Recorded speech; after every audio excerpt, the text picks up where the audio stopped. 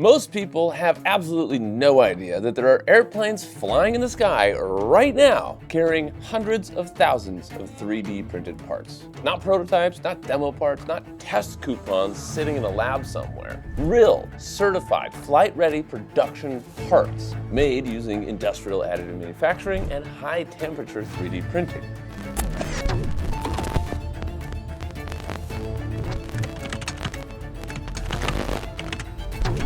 If you've flown in the past 5 years, there's a very high probability that you were sitting on an aircraft that had hundreds, if not thousands or even tens of thousands of 3D printed parts installed on it. And most passengers, and honestly even a lot of engineers, have no idea that this is already happening. People still think I'm joking when I say this.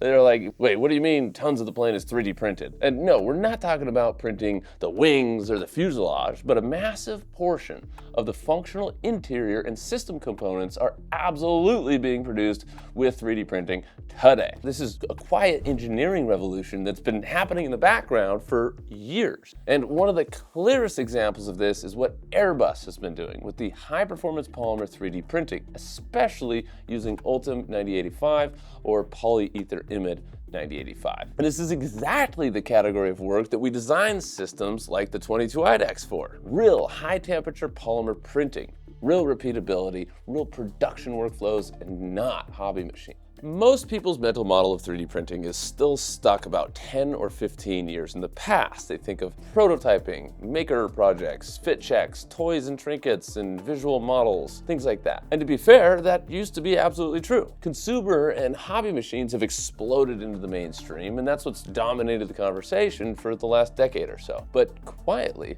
in industrial environments, additive manufacturing has been maturing for a long time. Process control has gotten better, materials have gotten better, machine stability has gotten better, repeatability has gotten better. And the strongest validation you can possibly get for any manufacturing technology is aerospace adoption. Aerospace does not adopt technology casually. It doesn't chase trends, and it absolutely does not tolerate variability. So when aerospace adopts something, especially at a production scale, it means the technology has crossed a very serious credibility threshold. Again, this is not hype adoption. This is conservative, validated, long-term deployment. So let's talk about what Airbus is actually doing. Airbus is not experimenting with 3D printed parts. They are operating sustained production workflows where additive is simply part of how parts get made. These parts are already flying across multiple aircraft platforms. Production volumes are significant and meaningful, and they've been repeating this year over year. Now, this isn't just one lab running like a pilot program, no pun intended. It's not one individual factory that they converted to be for 3D printing and they're trying something new and flashy. It's not one prototype buried somewhere in a test fleet of airplanes. Once parts become certified and embedded into an aircraft production ecosystem, it's almost not even reversible. At that point, additive has become part of the infrastructure, and that is a massive shift. Let's get tangible for a moment. When people hear 3D printed parts on airplanes, their imagination goes straight to the wings or the structural frames or stuff like that, big stuff, right? The real wins show up in functional interior and system components like cabin interior components, tray tables, panels, interior structures, brackets and housings, ducting, airflow management, HVAC systems, structural interior parts, or the service and replacement parts. Now, these kinds of things are perfect for 3D printing because the geometry can be very complex. Production volumes are usually low to medium. Weight matters a lot. Parts can evolve over time, and spare parts logistics are painful with traditional manufacturing. Even a part that might take days or weeks to machine can often be printed in hours. You don't need to tool up for a massive volume of production when the fleet size is pretty limited. If a part needs a design improvement after 6 months in service, you can iterate it without scrapping thousands of molded spare parts sitting on a shelf somewhere in a warehouse. And instead of warehousing spare parts for decades, you can digitize the inventory and print them as needed. And this is exactly where 3D printing creates immediate real-world value. And practically speaking, this is the sweet spot for machines like our 22IDEX. Complex geometry, engineering thermoplastics, low to mid-volume production parts, fast iteration, and real uptime requirements.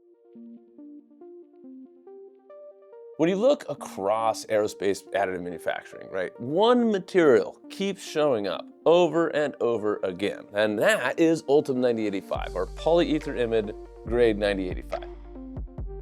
It's a high-performance aerospace thermoplastic that's really well known for its flame, smoke, and toxicity performance with a UL94 V0 FST rating, a very strong strength-to-weight ratio, great mechanical properties, and stable processing, especially in industrial FDM environments. It's also a high-temp thermoplastic that can survive demanding operations and environments while remaining printable at scale. One of the biggest reasons ULTEM 9085 became so widely adopted is that it's been actually around quite a long time in industrial 3D printing. Stratasys was pushing this material early back in the 2000s, and it developed a long track record in aerospace and transportation applications.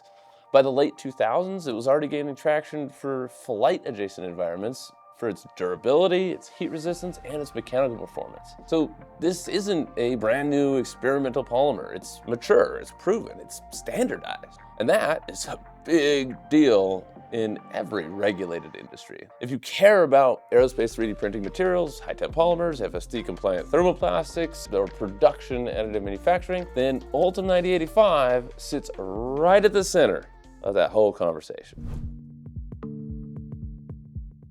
Aerospace is conservative by necessity, right? If something fails, people can get seriously hurt or even potentially die. So certification barriers are extremely high. Safety dominates every decision. Traceability matters, repeatability matters even more.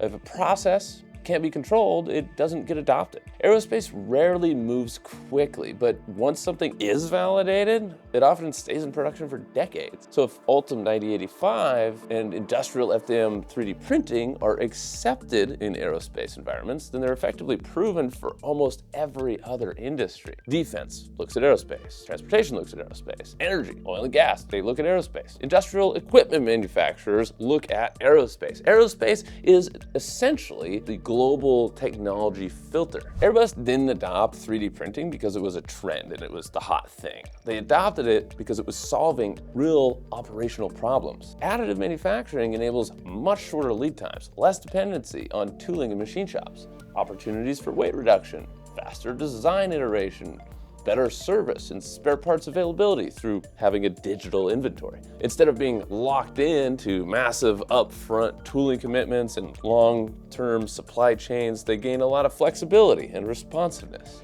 Now, we'll go much deeper into the economics and certification side in future videos because that's where things get really, really interesting. So make sure you're subscribed and you catch those.